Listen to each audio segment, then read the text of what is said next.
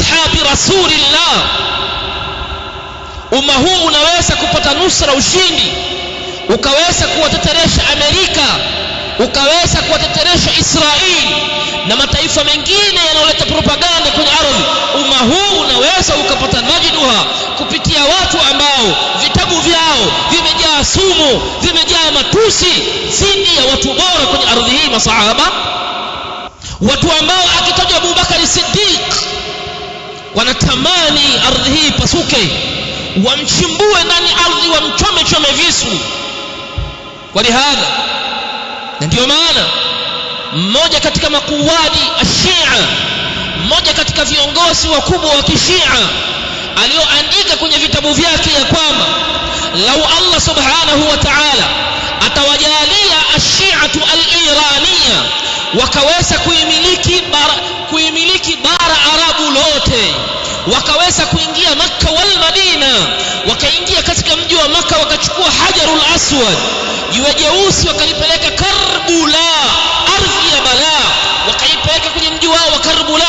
Lakini wakati huo wakaweza kuingia kwenye mji wa Madina, mji aliosikwa ashrafu nasi fi hadha al-ardh Muhammad sallallahu alaihi wasallam, wakauchukua mwili wake.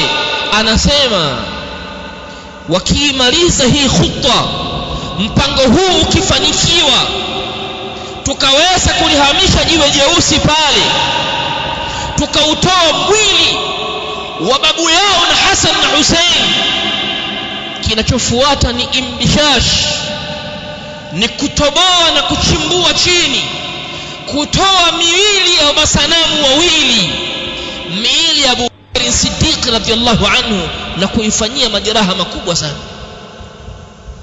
Haya ni maneno ya mmoja katika viongozi wa kishiatul iraniya, wale ambao kwenye vifua vya baadhi ya Waislamu wamejaa mapenzi ya kuwapenda kwamba hawa ndio watu wanaomteteresha Amerika, ndio watu wanaomtia hofu Muisraeli asilale. Katika khutwa zao ni hizi, mikakati yao ni hii, kwenda kuutoa jasadun sharif, mwili wa kiumbe mtukufu, mwili wa kiumbe mbora, ambaye nafsi za Waislamu leo hii duniani zinatamani sione hata unywele wake sallallahu alaihi wasallam. Kuna watu wanaonekana ni mashujaa kwenye ardhi hii, wanautamani waufukue ule mwili na wauhamishe, waupeleke kwenye ardhi ya balaa. Nini unategemea nusra kupitia watu namna hii? Watu wanaohalalisha liwaq, wanahalalisha tendo la ndoa la zina, wanahalalisha ndoa ya zina ya mut'a, wanahalalisha jambo la liwaq, lakini ni watu waliojaa aina mbalimbali za ushirikina. Mnategemea nini kwamba hawa watu ndio walete majidu hadhihi al-umma, utukufu wa Uislamu huu? Ayuha nnas, kamwe hautoweza kuja kupitia watu wale, isipokuwa watakaporejea fi kitabillah, wakarejea kwenye kitabu cha Allah, wakajiepusha na matusi yao, na wakajiepusha na kuitani dini ya Kiislamu. Dini walionao mashia sio Uislamu. Ashiatu Ithna Ashariya wa Shiatu Ismailia na wengineo, hawa Uislamu walionao sio dini yetu sisi.